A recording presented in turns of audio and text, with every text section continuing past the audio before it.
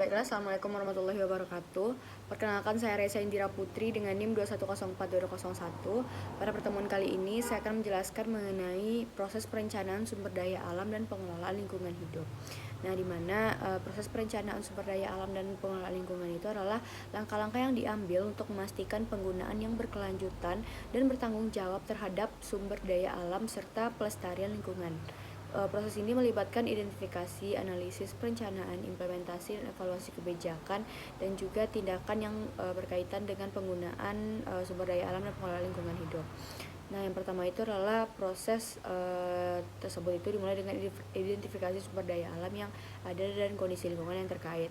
Nah, hal ini yaitu melibatkan pengumpulan data dan informasi tentang sumber daya alam seperti air, tanah, hutan, mineral, dan energi, serta analisis terhadap dampak lingkungan yang ditimbulkan oleh aktivitas manusia. Selanjutnya, setelah diidentifikasi, dilakukan tahap berikutnya adalah analisis terhadap data yang telah dikumpulkan. Nah, analisis ini bertujuan untuk memahami karakteristik sumber daya alam dan proses dan dampak yang ditimbulkan oleh penggunaan manusia. Dalam proses ini juga faktor-faktor seperti berkelanjutan, efisiensi, dan konservasi itu menjadi pertimbangan utama. Selanjutnya, perencanaan. Nah, di mana perencanaan ini yaitu mencakup pengembangan strategi dan kebijakan untuk penggunaan sumber daya alam yang berkelanjutan dan pengelolaan lingkungan yang efektif. Perencanaan ini melibatkan pemilihan metode pengelolaan yang tepat, penerapan target dan indikator kerja, serta pengembangan kerangka regulasi yang diperlukan. Setelah perencanaan dibuat, berikutnya itu masuk ke tahap implementasi. Nah, di mana implementasi ini melibatkan penerapan kebijakan dan tindakan yang telah direncanakan. Hal ini itu dapat melibatkan berbagai pihak termasuk pemerintah, masyarakat, sektor swasta.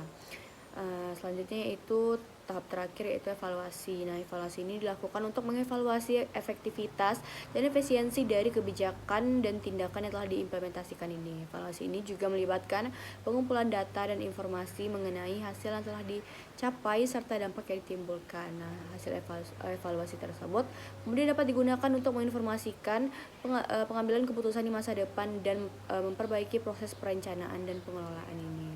Oke, selanjutnya hubungan lingkungan dengan pengembangan.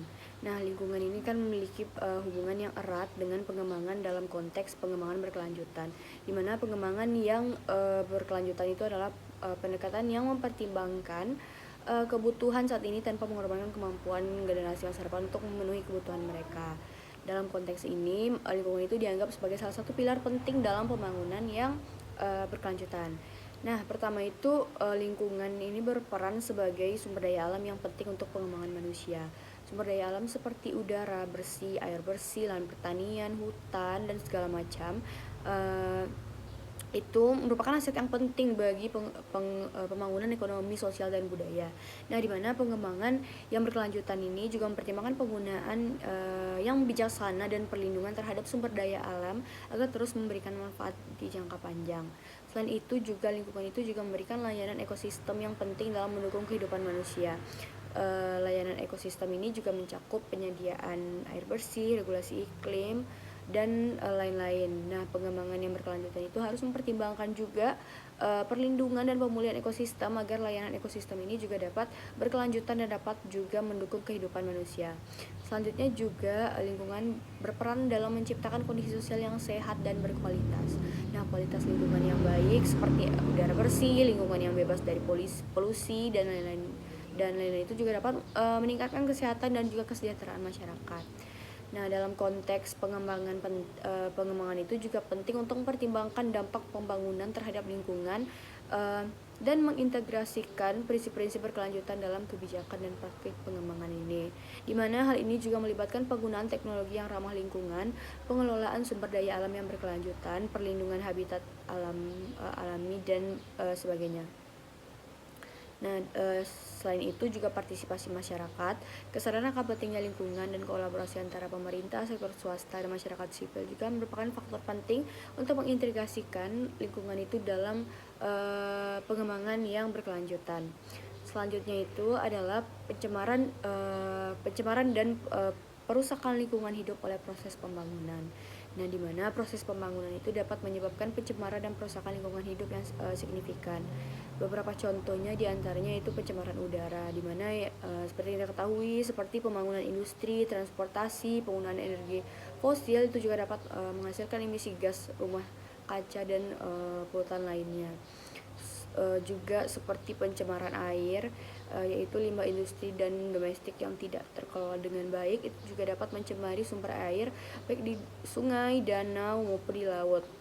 Selanjutnya juga hilangnya habitat dan kerusakan ekosistem, di mana pembangunan infrastruktur itu seperti perumahan, jalan, industri seringkali mengakibatkan hilangnya habitat alami bagi flora dan fauna. Dan terakhir seperti peningkatan limbah, di mana proses pembangunan dan industri menghasilkan limbah padat dan limbah cair.